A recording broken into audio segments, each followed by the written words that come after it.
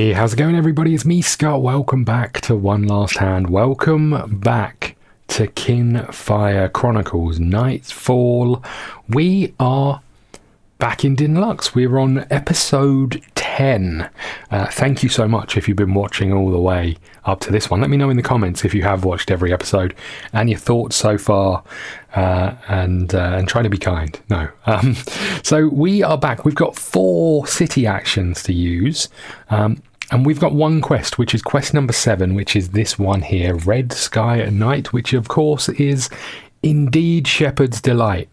Guildmaster Lyra has asked that you stay at the Guildhall for the night, so that you can accompany her to the upcoming City Council meeting, where your presence has been requested. Interestingly, I've been playing Kinfire Council, the board game, fantastic, highly recommend it if you like worker placement games and a little bit of political kind of intrigue, I guess, over there. Very, very nice. I would love to get some more side quests. I'd also like to have a think about our deck. Last episode was really, really close, so maybe we can have a little look at what we've got going on. But we're still in the kind of the lower areas of the city. I don't think we've unlocked anything new. We've got a few places we can go. One of the places we did not go was the Tavern, the Bird's Nest, a cozy establishment for refreshment and relaxation. A tavern is a frequent haunt of your humble author. We haven't been there. We should go there. So we are going to go to number 19 in the Dinlux deck. Intrigued by the sign outside, which is really just a bird's nest, complete with nesting songbirds, you step inside. The tavern is somewhat run down, but quiet and comfortable. Your eye is immediately drawn to the battered Revenant seated at the bar, apparently nursing a glass of something flammable. They look up as you approach. Hello there, Seekers. This humble Murk is at your service. This Murk trades in secret techniques gathered from all over Attrition. Okay, interesting. So you may shop with Murk. So guessing Murk is one of these cards over here. I think I've seen him. I don't know what we can buy with him. Murk, here we go. This humble Murk has picked up all sorts of tricks while travelling. If any of it is helpful to you seekers, Murk is happy to teach it to you for a price. Okay, training available here: 0 cards, 1 card, 2 cards, 3 cards.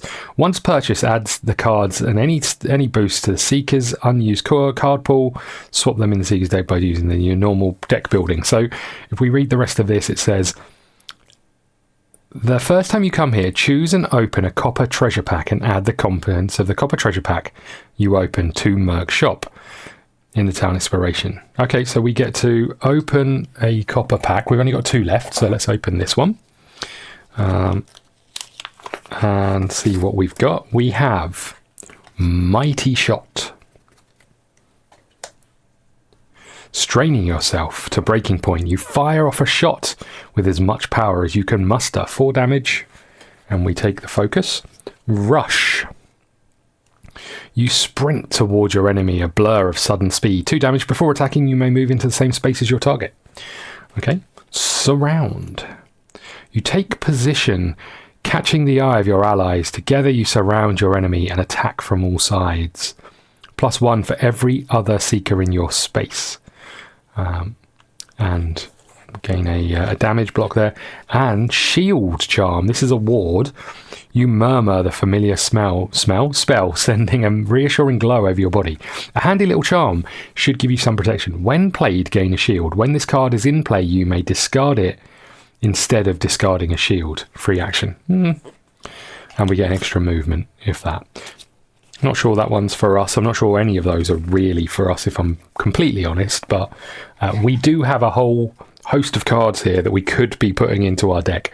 Oh no, hold on. They're not ones that go into our deck, right? They're ones that we have to consider. Hold on. I've made a terrible error. Hold on 1 second. Oh, Shield Charm is a ward. Doesn't come with a thing, I don't think, that I can see. Okay, so these get added to the there we go. These get added to the shop deck for Murk. who's over here somewhere. Is that his name? Murk. Yeah.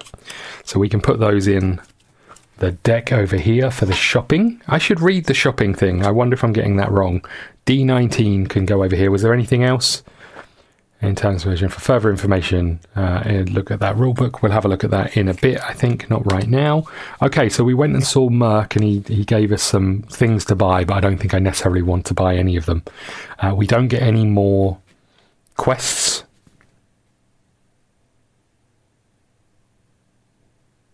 Should we go to the secret garden? So that's action number 1. Let's go to the secret garden, number 8. Core, unable to resist, begins to tend to a neglected part of the garden. An elderly orc joins them, sharing some gardening tips as she harvests tomatoes. She insists on paying Core for their help, both in tomatoes and currency. Okay, so we get 3 coins. 1, 2, 3, and this card is discarded. Okay, so that's action number 2. Now I guess we could go and do 2 sets of rebuilding our deck, because we know at this inn we can only put 1 card in.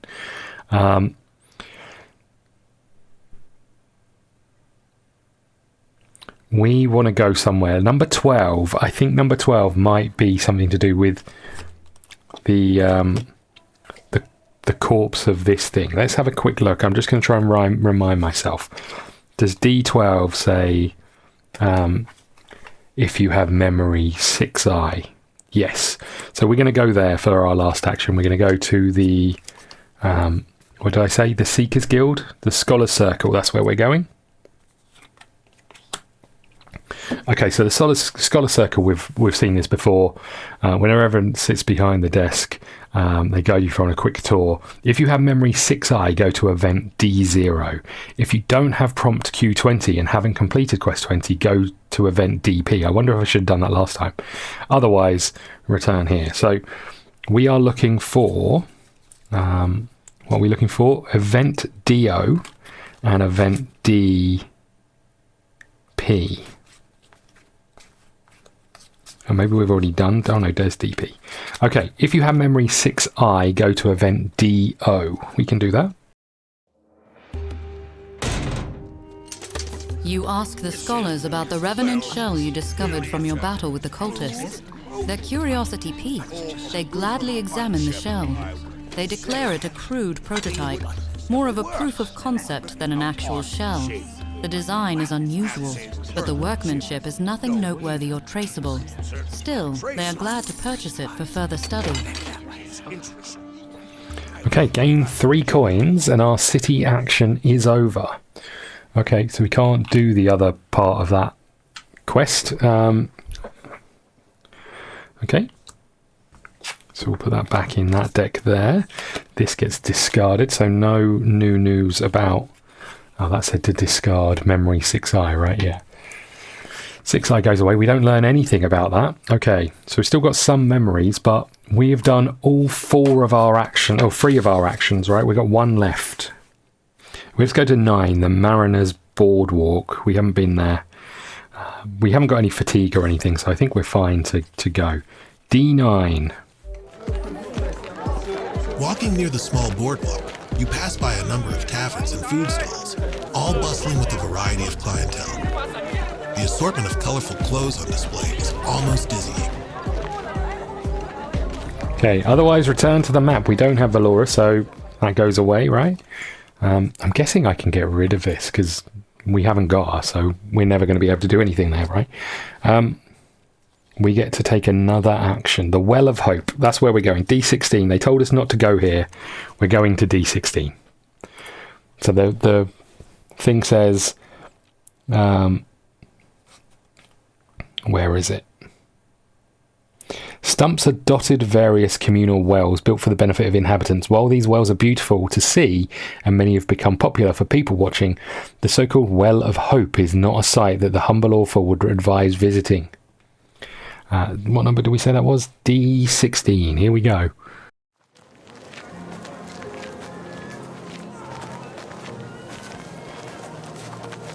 You make your way through one of the poorer areas of the tumbles.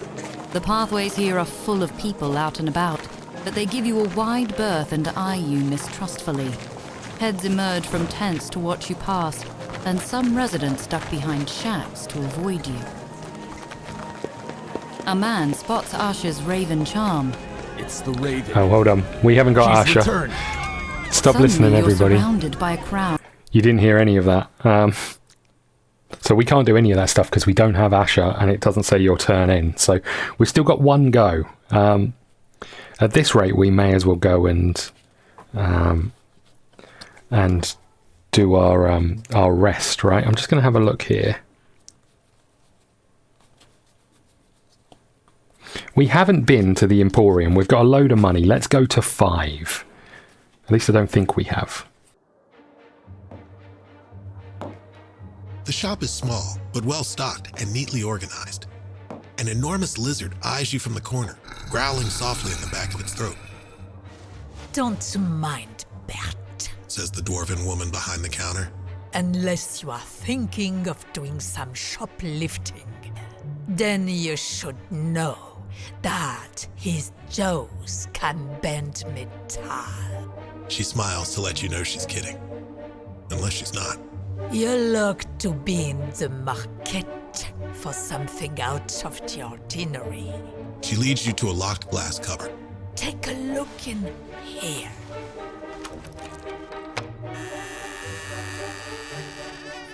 You may shop at Elbel's Emporium, Ezebel's Emporium. Add it to Dinlux Market if you haven't already. See the shopping rules. Okay, so we have...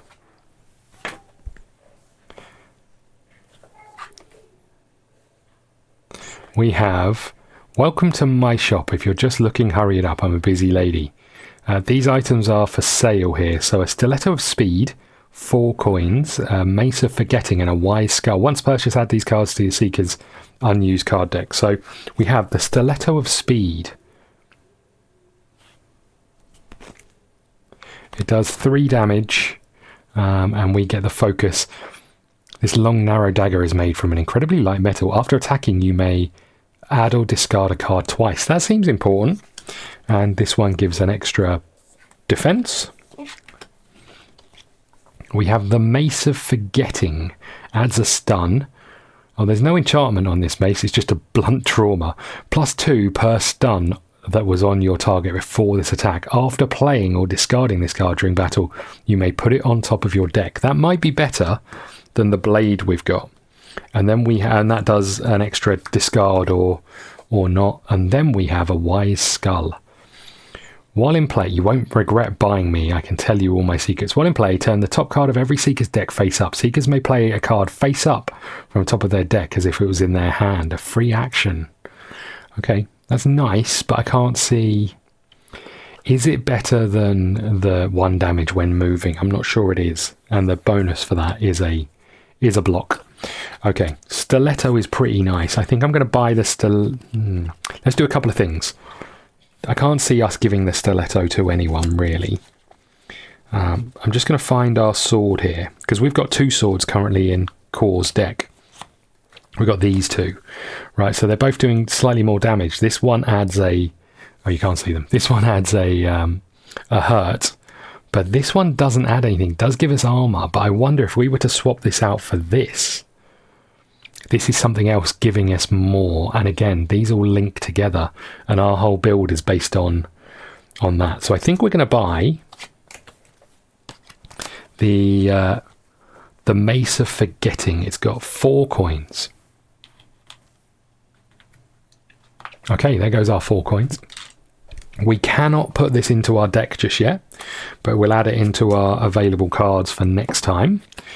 We'll add you to the shop over here, and we'll add these on top here. That is our actions done. Now, what we do know is we're in kind of the poorer states of the city. I wonder if we're going to get a new one of these next time, where we can go somewhere a little bit posher. And therefore we should have held on to our money a little bit more, but never mind. Okay, tuck that in there, and we are off to number 7. So quest number 7 is this one. Let's go and find out what we're about to get into. The Seeker's Guild Hall stands tall before you, its yellow roof glinting in the light of the sunset. Inside, other Seekers mill around, having an evening ale and gossiping. A group of younger Seekers in the corner of the dining hall sit wide-eyed, clearly unsure of themselves. You decide to join them for a drink. Got any good battle scars yet? You ask? They laugh nervously. Battle? So far, our assignments have mostly involved the Guildmaster's laundry and returning books to the Library of Light. Oh, don't worry. Your moment will come. You say to them before retiring to your quarters to rest up for tomorrow's city council meeting. Just as you nod off to sleep, the sounds of screaming jolt you awake. You sit upright, smelling smoke in the air. Out the window, you see that night has fallen, but the sky is lit with a reddish glow. The guild hall is on fire.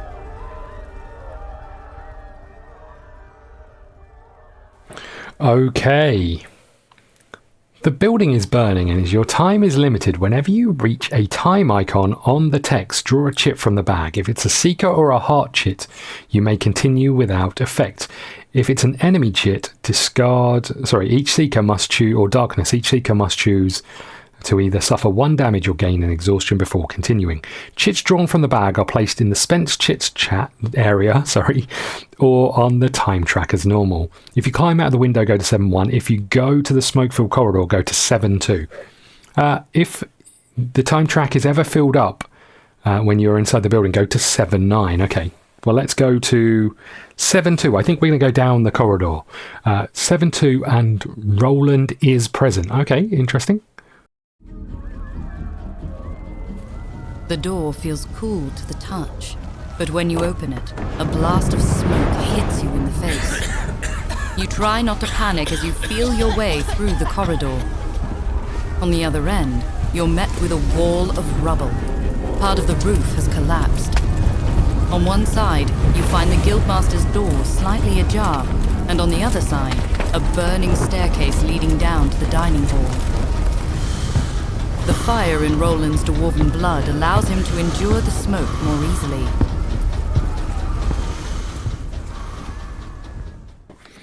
Okay, so we are...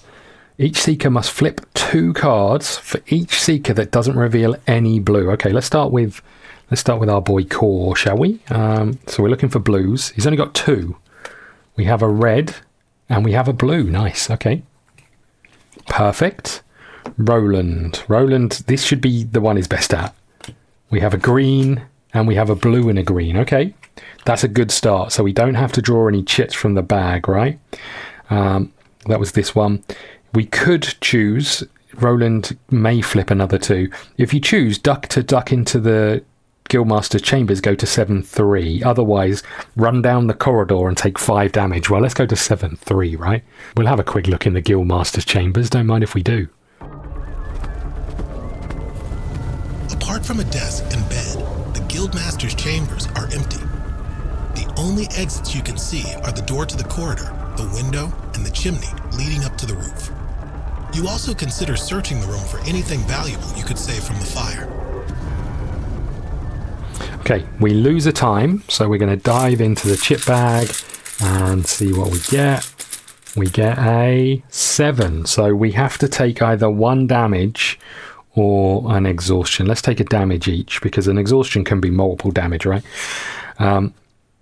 You can search, go to 7-4. Let's do that. You search the Guildmaster's chambers for anything you can save from the fire, but Lyra seems to keep few sentimental belongings here.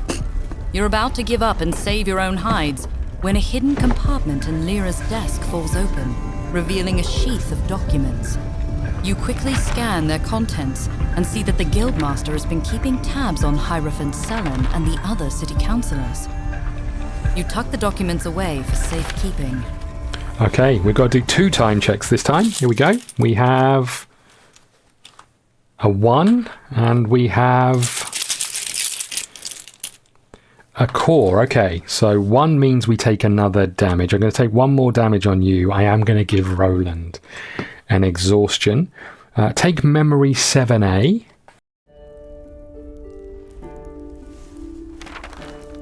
It seems that Guildmaster Lyra has been keeping tabs on Hierophant Selen and the other city councillors, implying that she doesn't truly trust any of them.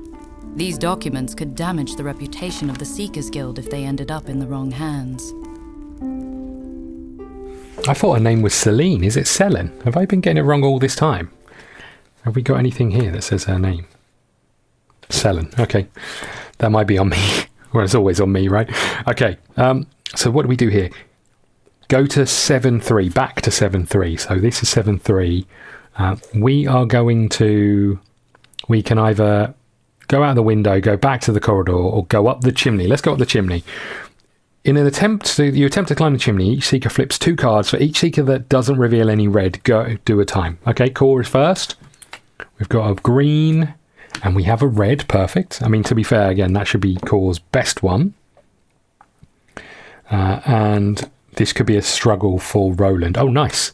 2 reds. Well, we've only got a handful of those. Perfect. Okay. Go to 7.6. You manage to scale the inside of the stone chimney all the way up to the rooftop, where you emerge covered in black soot. You wipe the debris from your eyes just in time to see a cloaked figure launch an object up onto the roof, where it hits with a thud, a black powder ball. Okay, each seeker must flip 2 cards.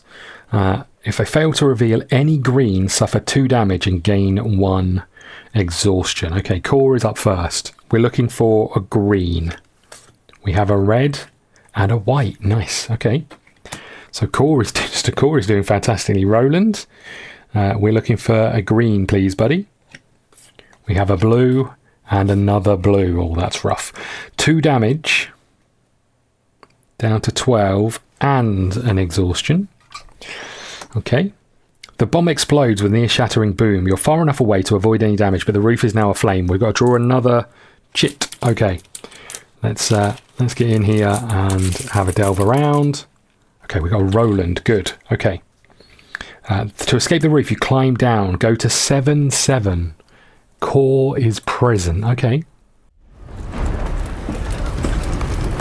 Burning through the center of the dining hall is a wall of flame separating you from the exit.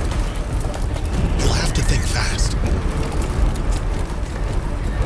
With inhuman strength, Core easily flips the table.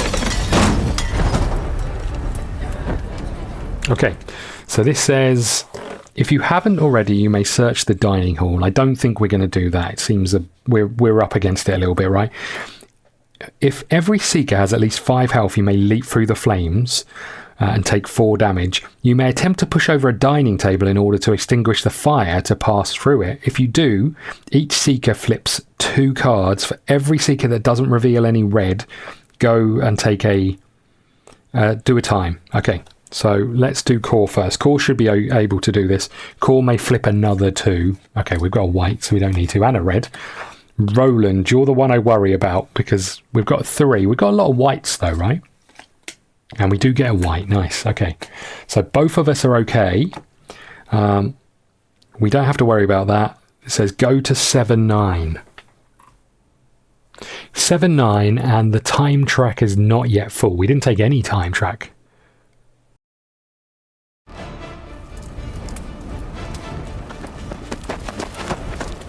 You stumble into the open courtyard just as the burning building collapses into a pile of fiery rubble.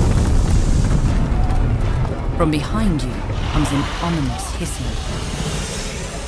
Startled, you turn and are confused to see the bobbing head of a Tunnel Rasp, a huge snake feared by miners. The giant snake rises up, ready to strike. The young seekers you met earlier are already struggling to battle the Rasp and appear relieved at your arrival. Okay, gain 2 fate. We can do that. There's 1, 2. Okay. Gain 2 fate. Put ally 7A in play. Have we got ally 7A?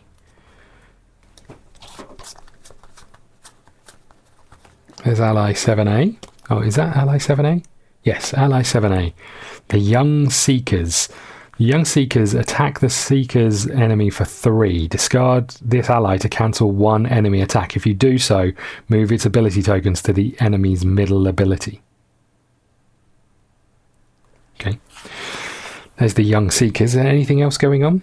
And reset the bag. Open the map to 9. Okay, well, let's do that first. So here is the map.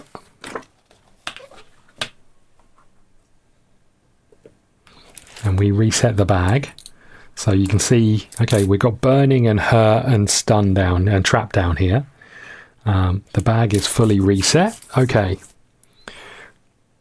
So let's just read this again. Game 2, put ally 7A in play and reset the bag. Open the Atlaston map and then go to 710. 710 is going to be how we set it up. So that's there. So he gets 18 health.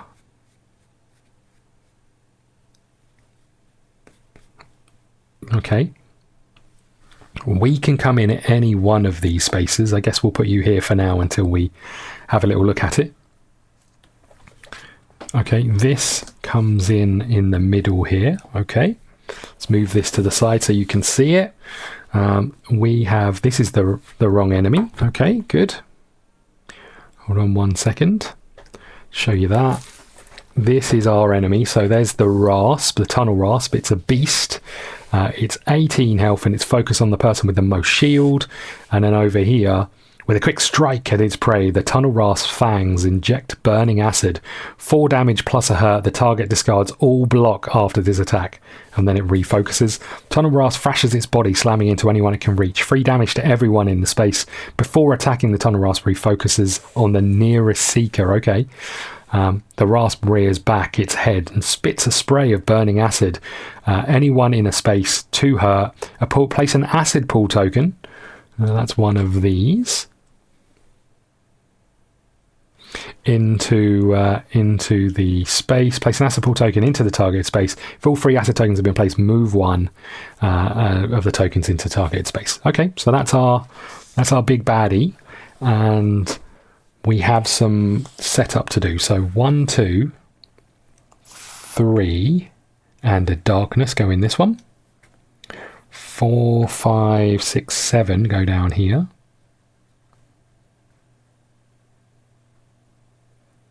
There's 6 and 7, and then 8, 9, 10 go over here. And then our allies get 11 and 12. Okay. The Young Seekers attack the enemy for 3 damage, or discard this ally to cancel 1 enemy attack. If you do, move its ability tokens to the enemy's token. Right, so these will go up there. That makes sense. Okay. If the Seekers are defeated, go to 712. If the Tunnel Rasp is reduced to 0, go to 713. Okay. Okay. So, we've got 18 health on it. That's nice to be fighting just 1, right? Its focus is going to be on the person with the most shield. That's going to be you. We need some shield. So, 1, 2, 3, and 1. We always reshuffle the discarded cards back into the deck, so we can do that now. So we do that at the start of combat. 1, 2, 3, 4, 5, 6, 7 for core, and oh, almost threw all the cards all over the place. Okay, 1, 2, 3, 4, 5, 6, 7 for Roland. Okay. Let's have a little look, shall we? So we've got our armor over here. I'm just going to remove these Dinlux cards out of the way. We'll tuck them up here for now. Okay, we'll tuck these over here. We need the chip bag. Right, we have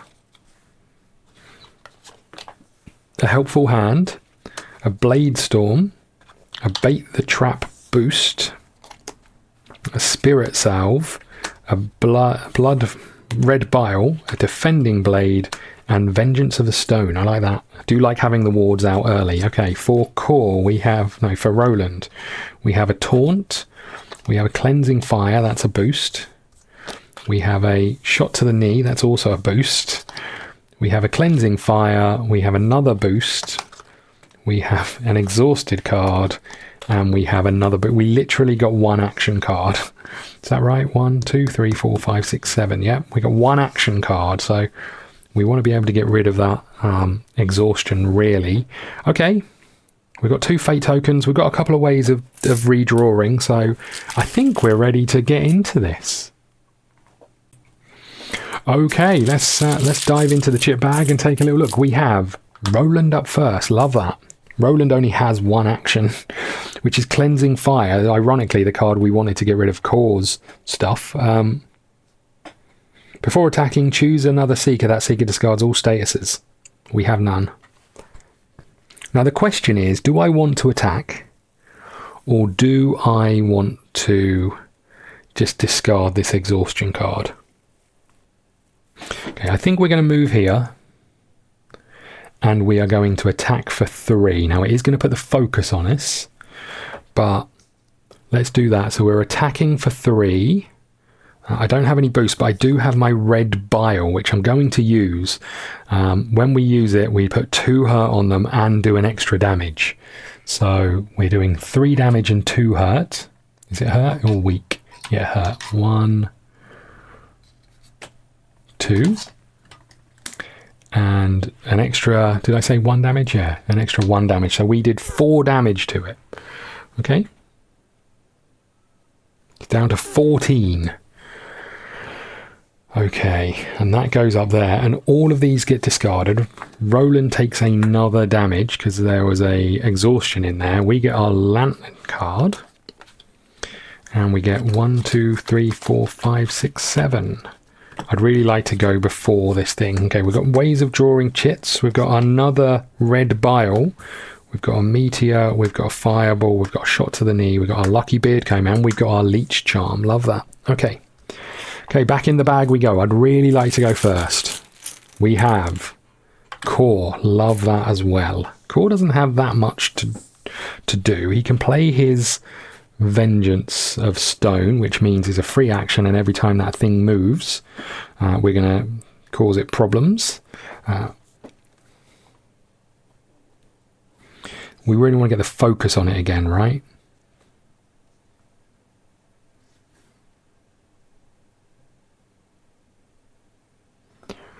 Okay, I'm going to tuck these here so they're not covering up the things for now.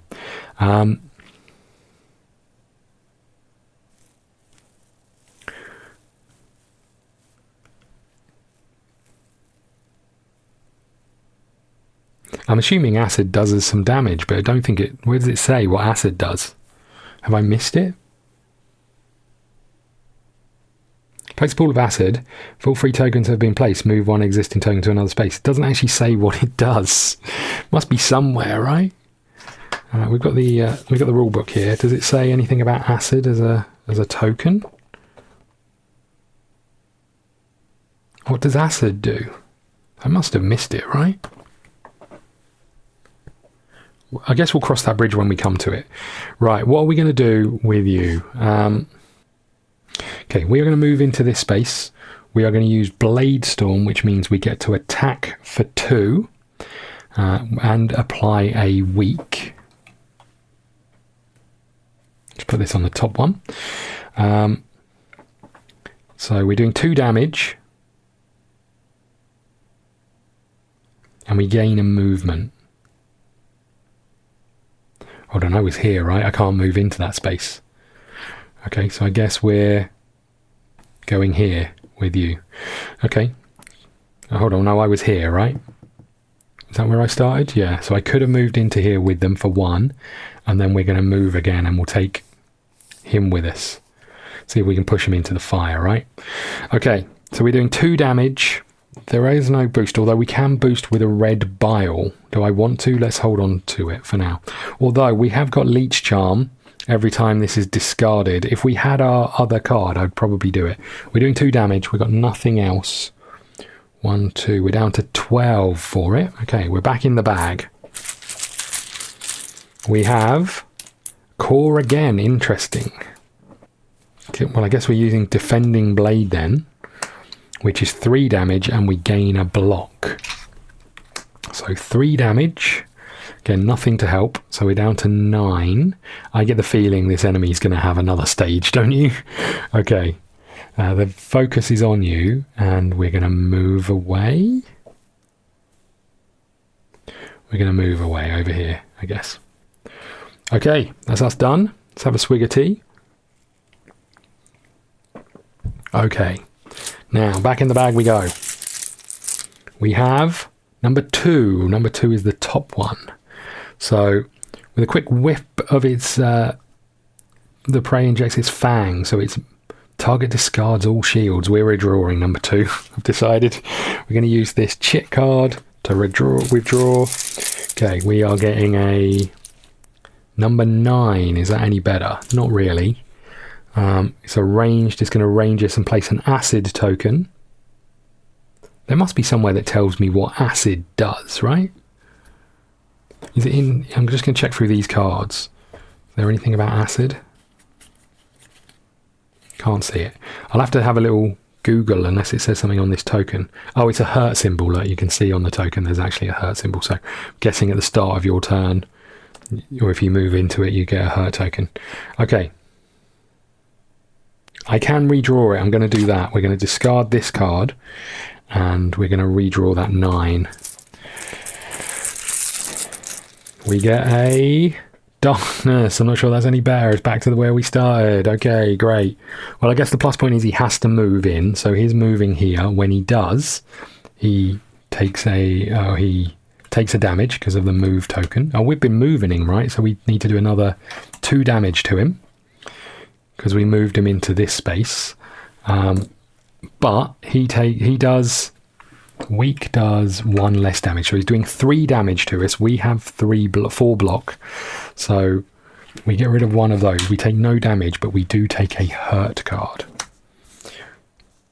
Okay, now interesting, we haven't got any cards. I don't know when I draw. I'm going to draw when it's our turn, I think.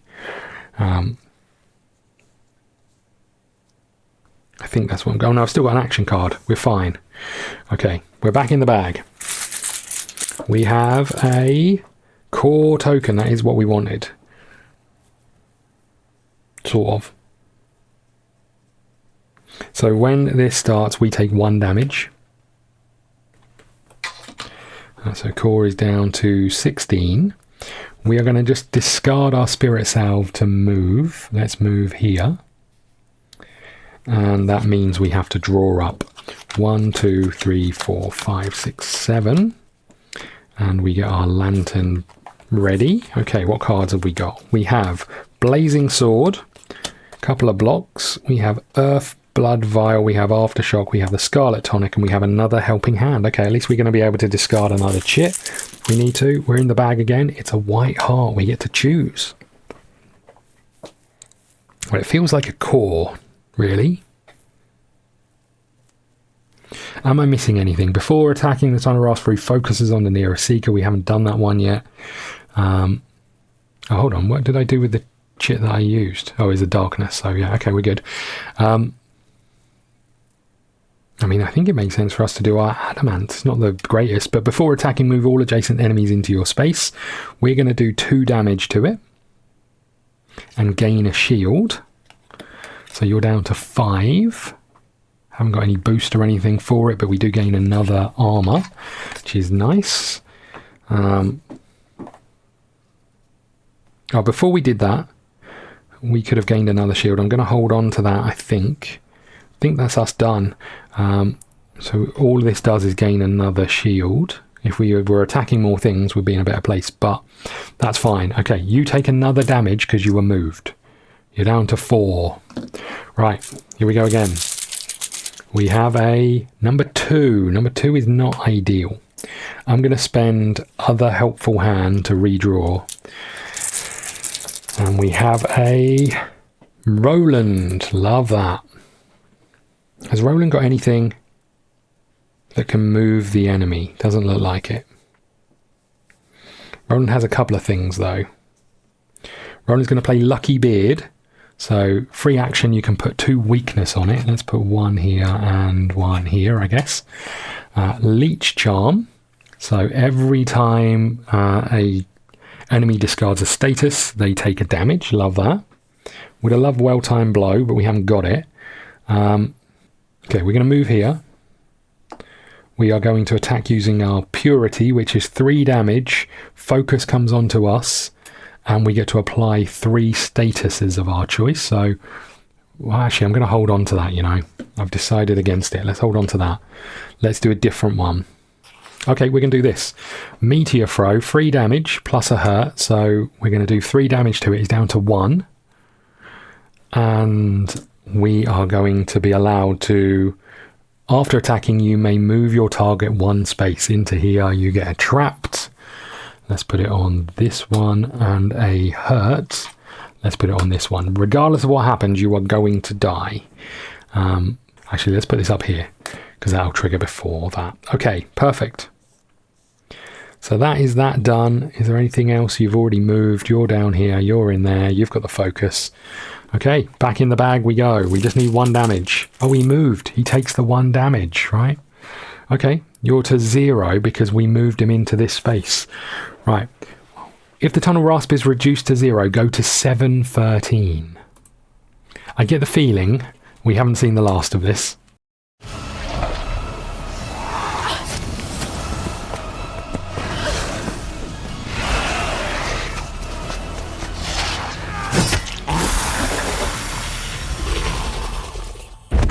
The Tunnel Rasp falls to the ground in a coiled heap. As you lift your weapons to strike the final blow, something undulates beneath its thick, scaly skin. A mass of fur and claws emerge.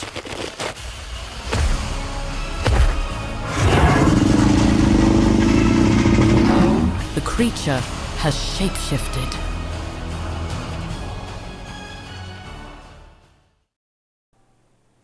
Okay, replace the Tunnel Rasp enemy sheet with the Wolvarger's enemy sheet. It enters its second stage. When this enemy enters a new stage, remove all status effects. Okay, we can do that. So we're going to remove all of these. I'm glad I stacked them all on. I'm glad I held on to a couple of our cards, though, our lantern and a few other bits. It just felt too easy, right, that we were going to have more to do. Okay, so that goes there. You are no more, but we get this. Let's just show you this, I guess. We have the Wolvarger. It's a beast. It's got 19 health. So let's do that now while we're here. 19, okay. And it's targeting the nearest seeker. So I guess it's still in this space with the thing. Okay, so the nearest seeker is Core, which is probably good. And then we have the Wolvarger's thick hide, its dense muscles deflect ordinary attacks. All attacks deal 2 less damage to them. Okay. The Wolvarger swipes at you with its claws. This is attacks, right? So if it's discarding cards and stuff, they're fine. We'll still do damage if it's moving. The Wolvarger swipes at you with its knife-like claws. 3 damage and then 3 damage. Any attack boost decrease any defense boost decrease both of the attacks. Okay, the Wolvarger sinks its teeth into the back into you and shakes you furiously back and forth before attacking. He refocuses. So pretty rough. It's pretty strong.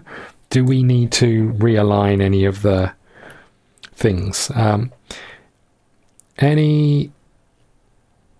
Any leftover damage from previous stages ignored. Any ability tokens, now passive abilities, are divided among the enemy's active abilities. Okay, so we'll put a 1 here, and a 2 down here, and a 3 here, and a darkness here.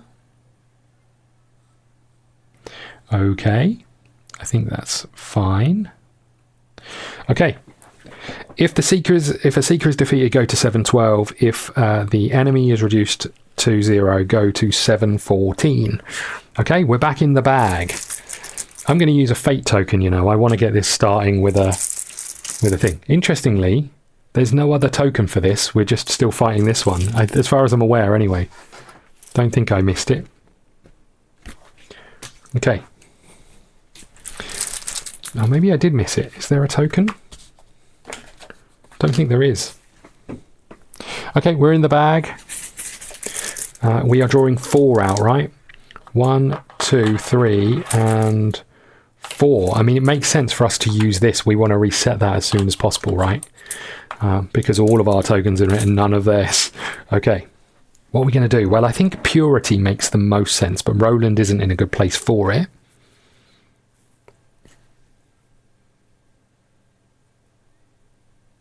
We just need to find out about terrain tokens and when you take the effects of them. There's a whole section in this little book about them.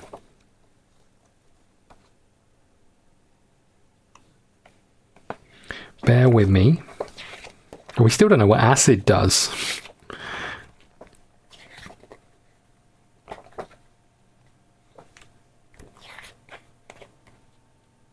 Map terrain. Some spaces and battle maps feature terrain tokens, which can either be helpful or harmful. Most terrain tokens are harmful and inflict status effects shown as to the seekers. Or enemies. Similarly, helpful terrain effects grant moving into. When moving, enemies avoid harmful terrain. So as long as they're still moving towards their target, likewise favour helpful terrain. But again, only so long as they can still move towards the target. Enemies pay no attention to terrain that doesn't affect them when deciding how to move an enemy, for example. So...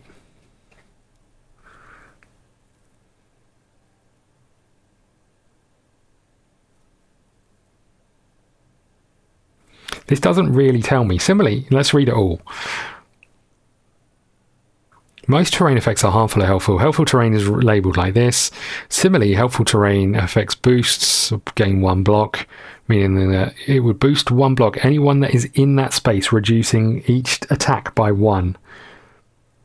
When moving an enemy and enemies moving into harmful terrain, I'm assuming this goes at the start of their turn. I don't know whether it's just when you move into it or when you move out of it. I'm going to assume it'll be the same for us when you move into it, or if you start your turn in it, you take it. Okay, I drew a Roland card, so it's a bit irrelevant. Let's come over here and let's use Purity this time. We're doing 3 damage plus, after attacking, distribute 3 statuses of your choice among your enemies. So we're doing 3 damage. All attacks deal 2 less damage, so you're down to 1. So you're down to 18. Not great. And we are going to put some status effects on you. Let's put Trapped on this one and on this one, I think, because we're going to get the boost of those and you're going to start your turn in there and take a hurt. Seems like it makes sense. Okay, we're back in the bag. We have a number 8. Number 8 is... oh, I should have put these over here so I can see what I'm doing. Number 8 is this one. So you're trapped. You're not going to be able to move. I'm going to say you take a... oh, no, that doesn't make sense. It must be when you move into it, right? It must be when you move into it. Otherwise, you can't ever move out of this space. So you cannot move and you cannot attack us on this turn because of this. However, you discard the trap card, and when you do... you take 1 damage. Love that. Okay, you're down to 17. Okay, back in the bag we go. We need another reset of the time track. Here we go. We have a 12. That's our guys. The Young Seekers do damage of 3. Okay, we can do that. So that's 1 damage to them. Yay. Good work, buddy. We're back in the bag again. We have Roland.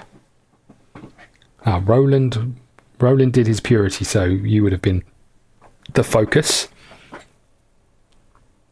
Okay, we're going to do Shot to the Knee. So we're going to do 2 damage and 2 block. Now, we don't do any damage because of that, but sorry, 2 trapped.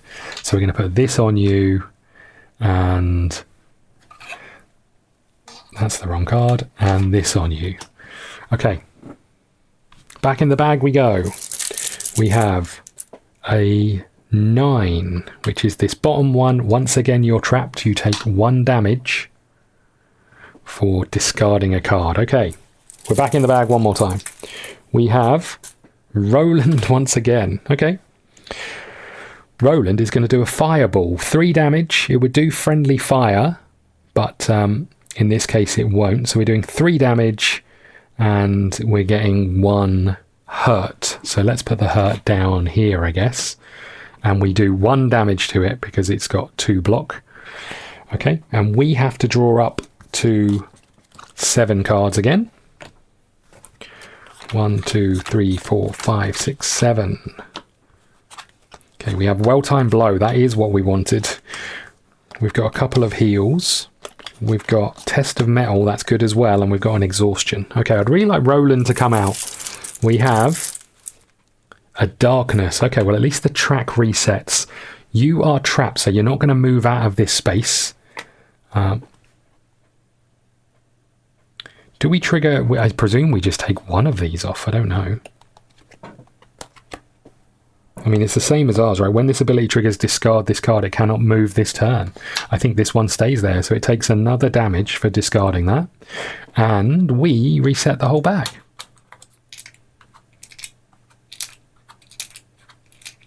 I mean, I feel like we're in a good place because we can continue to just kind of chip away with the status effects, which are always going to do 1 damage. Okay, we're back in the bag. We have Roland again. Okay, well, this is great, actually. We're going to do Test of Metal, which is a free action, so it takes a damage for each status effect on them. I don't think this is an attack, so it's taking 2 damage. And then we're doing well-timed blow, which is 1 damage. You don't take anything from that, but it's taking 2 plus 2 for each status effect. So we're doing 5 damage. We take away 2 from that. We're doing 3 damage.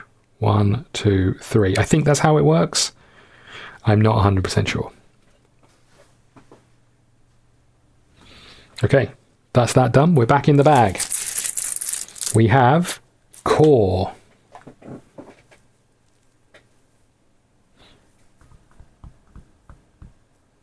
Okay, well, it makes sense for us to do Aftershock, which is 2 damage and a stun.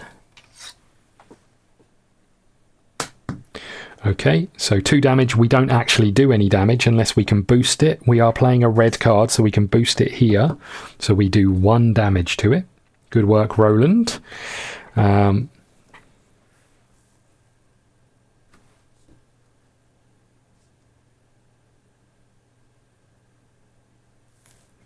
Okay.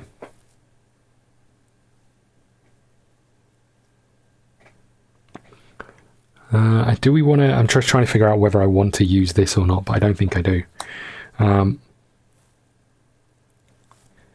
think we're done. I am going to stay where I am. Okay, we're in the bag again. We have number 3. Number 3 is over here. So you are stunned, so you don't do anything with this. You are hurt, so you take 2 damage. Down to 5. And then you move into our space, and you take a damage for moving. Love that. Okay, well, at least he's out of that space, right? Which is bad news for us, but let's reach in and redraw another one. We got a number 9. That is bad. Okay, that's really bad. Before attacking, it refocuses to the nearest seeker. In that case, we get to choose who it is, I think.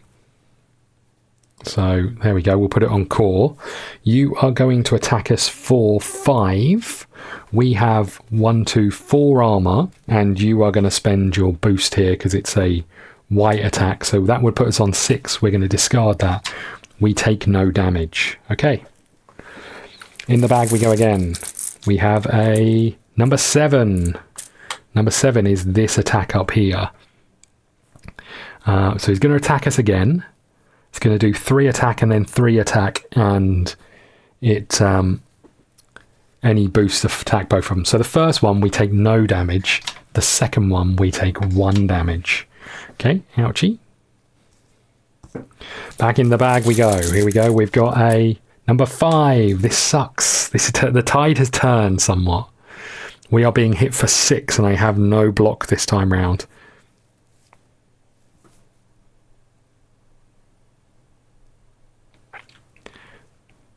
Okay, I'm putting this back in the bag. I'm discarding my allies. I appreciate that means I might have killed them.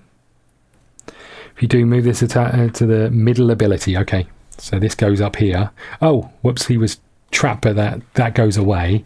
But he takes 1 damage, right? That should have been from a previous turn.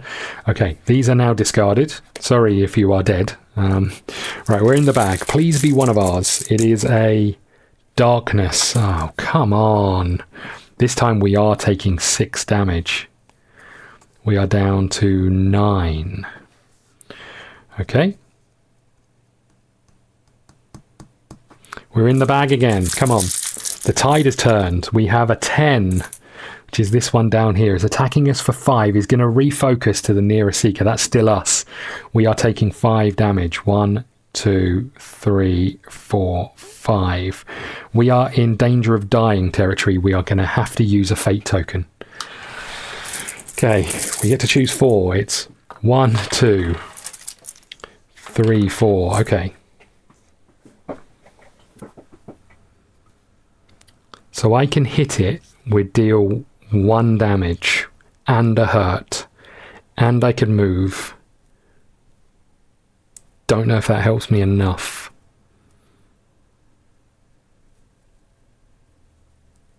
So we do 1 damage, we'd put a hurt on it.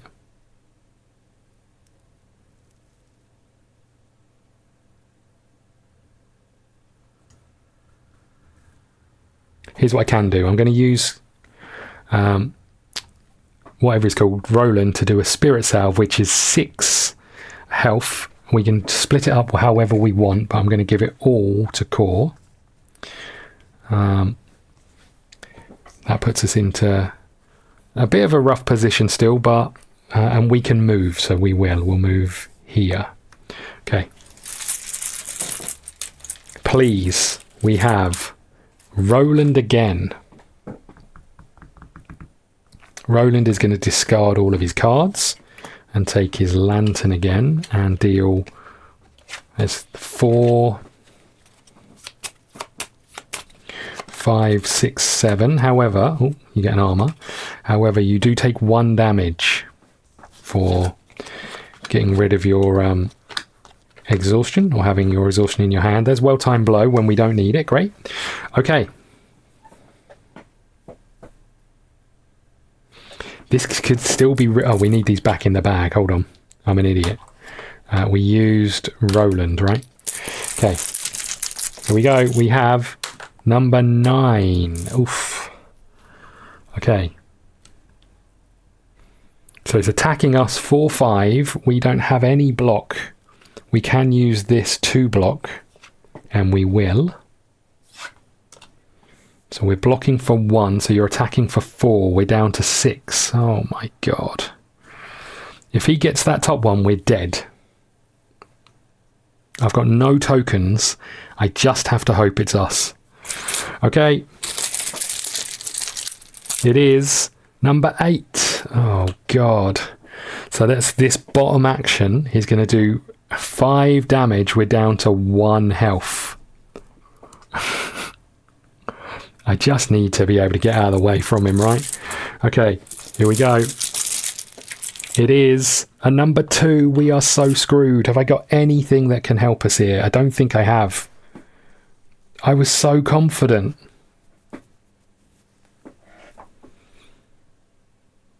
I haven't got anything. This has been really rough.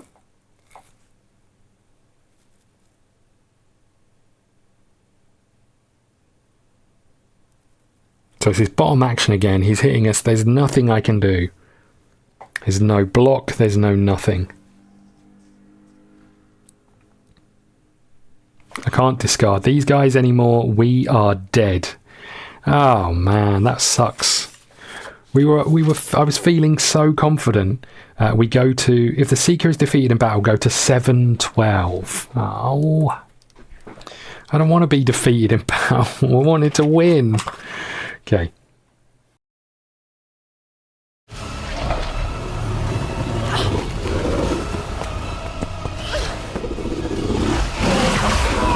Just as your opponent is about to deal the final blow, a massive explosion knocks the creature back. Guildmaster Lyra's voice cries out. Now, Selen. Emerging from the smoky haze, You see Hierophant Selen and Guildmaster Lyra with their hands raised, murmuring a spell in unison. A swirling firestorm surrounds the creature, growing tighter and tighter around it until its blackened husk collapses in a dark cloud. When the dust clears, you find lying in the center of a pile of ash the battered body of a dwarf. You recognize him as Hoyt Belgar, who you met back in Vinna. In his lifeless fingers, he grips the handle of a Kinfire lantern. Wait, was he in the pile of ash? Was he in the creature? Was that what happened? Okay, Memory 7C.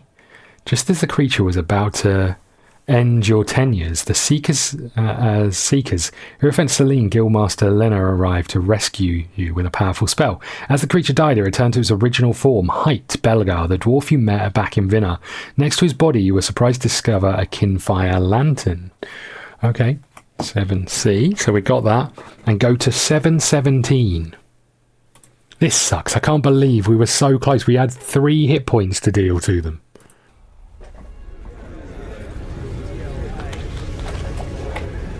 The young Seekers, having managed to survive the fight, stand in awe of your skills in battle.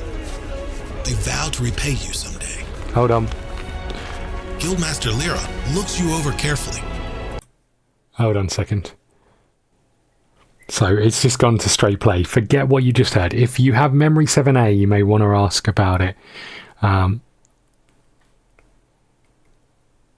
If you don't have Memory 7A, what was Memory 7A? That was the allies, right? So we discarded this, which means that we don't have it. Oh no, that's Ally 7A. If Ally 7.1 was in play at the end of the memory, it wasn't. Take 7D. It definitely wasn't, right? If you have Memory 7A, you ask Lyra about the documents. If you don't have it, we're going to ask her about the documents. 717. We killed the young Seekers. Sorry about that. You pull out the sheaf of papers you rescued from the Guildmaster's chambers and hand them to her, struggling to meet her gaze. She flips through the documents and smirks. Politics requires keeping tabs on even your allies. It's the knife you don't see coming that kills you. Satisfied, she puts the documents away and nods to you. Don't worry about the fire. We'll take care of it. You need to be well rested for tomorrow's council meeting. Well rested, we're almost dead. Take 7E. That's not it. 7E. You'd think I'd learn to read the bit at the bottom. I mean, it says memory at the bottom there. 7E. After escaping from the Guild Hall fire and surviving the battle that followed, you decided to return to Guildmaster Lyra's private documents to her. Clearly grateful, she fully explained that involving yourself in politics often means keeping a sharp eye on allies, even if you'd rather not.